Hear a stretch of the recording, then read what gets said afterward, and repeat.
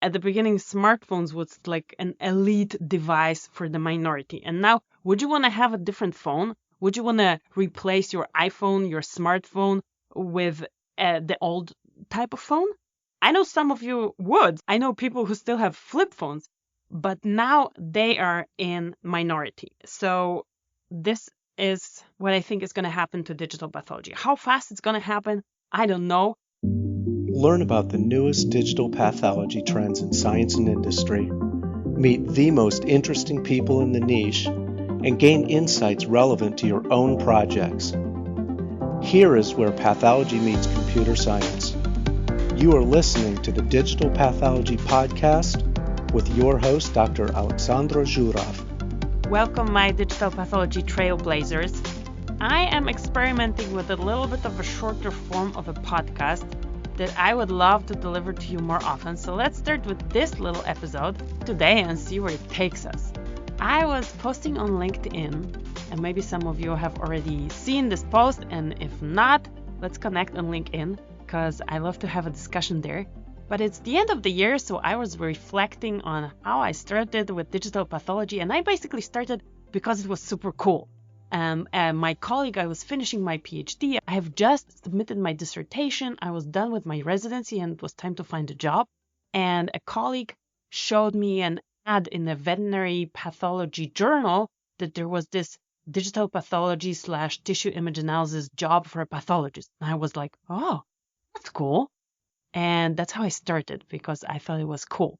And I was the first full-time pathologist supporting the tissue image analysis team. So even though I was straight out of residency, I became the number one go-to pathology expert because I was the only one, and that felt great. And it was also cool to work with digital images instead of with microscopic images, even though I was still studying for my boards with the microscope. But this microscope was basically just there for me to study for boards. All my job was done on digital images. And yes, those images would take like 30 seconds. That was fast, to up to even sometimes to over a minute to open, to do a little annotation task that would take you 10 seconds. Then we were shipping all those images between companies, between our clients and us on hard drives. There was a lot of manual QC, manual work with those images involved. This annotation tool that I was using, it was crashing every other image. I was furious working with this, but it was still super cool. And I liked this. I liked the environment. I liked working with computer scientists, image analysis scientists in a multidisciplinary environment, being part of software development. That was really cool. But it was definitely not ready for prime time for every pathologist to use it. And now fast forward 6 years, end of 2022, all my work is done on digital images. All the studies I evaluate are on digital images. The speed of work, the speed of opening those images and evaluating them and basically working with them matches the speed of the microscope. I'm not slower than I was with the microscope. And one can argue that, I don't know, people with a lot more experience than me would be a lot faster with the microscope. I'm not. To me, the speed matches. The computer didn't crash a single time on me. It doesn't mean that it never crashes, but computers crash for all kinds of different reasons. So that's not really digital pathology specific. And today it was my lucky day. It didn't crash. I can consult with my colleagues whenever I want. I can basically make screenshots of the images I'm making. I can put pins to annotations. A lot more efficient workflow for a toxicologic pathologist, where you have to compare different slides, sometimes several slides at a time, the whole group. That lends itself very much to a digital pathology workflow. I do not have any slides on my desk. I do not have to receive any huge packages, go pick up those slides and bring them back. They are being uploaded to the cloud. I download them from the cloud overnight so I can prepare for the next day full of work. They download overnight. I don't have any problems with bandwidth or anything like that. I just have residential internet.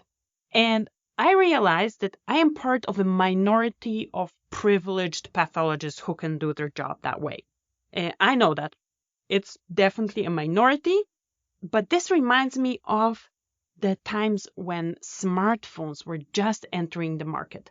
And not only were they just entering the market, they also didn't have so many cool features. So I remember seeing the smartphones and seeing people having smartphones, and I was dreaming.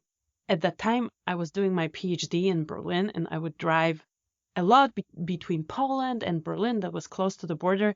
And I was dreaming of having a smartphone that would always have access to internet and Google Maps so that I could always find the best way home, the one with least traffic.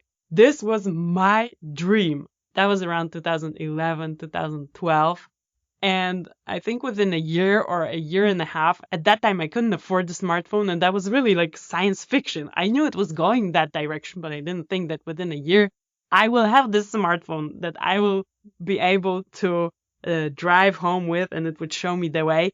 So yeah, at the beginning, smartphones was like an elite device for the minority. And now, would you want to have a different phone? Would you want to replace your iPhone, your smartphone with the old type of phone? I know some of you would. I know people who still have flip phones, but now they are in minority. So this is what I think is going to happen to digital pathology. How fast it's going to happen, I don't know. I'm just super happy, very selfishly happy that this already happened to me, that I can guide people who are starting on this journey. And I wouldn't want to have it any other way anymore. I don't want to have to try to compare two glass slides under the microscope where I look at one slide and then I look at the other one. I cannot really look at both of them under the microscope, and then within 1 second, I already forget what I saw in the first one. So like, I don't compare them. I'm working entirely remotely, and I would not want to have that any other way, because if I had to drive to work or spend time in the office, I would miss time with my kids. Yesterday, my 2-year-old had a Rudolph the Red-Nosed Reindeer recital, and I was able to be there, pick him up, and then whatever I needed to do after they went to sleep, I did. I was able to be there. I also go to Poland for several weeks at a time, and I want to do this every year, and digital pathology gives me this possibility. So for very selfish reasons, I don't want to do it any other way. And I know that there are a lot of hurdles. Sometimes it's clunky. It's not always seamless. But I think it's going to be like with the smartphones. And hopefully it's going to take over pathology as fast as smartphones took over the world. So yeah, here are a couple of my thoughts for the end of the year. And I wish you great preparation time for New Year's. And if any of you, my trailblazers, are not yet part of our newsletter, I'm going to leave a link in the description of this episode so that you can join the Digital Pathology Trailblazer community and be notified every time there is something cool about digital pathology that I want to share with you. Talk to you in the next episode.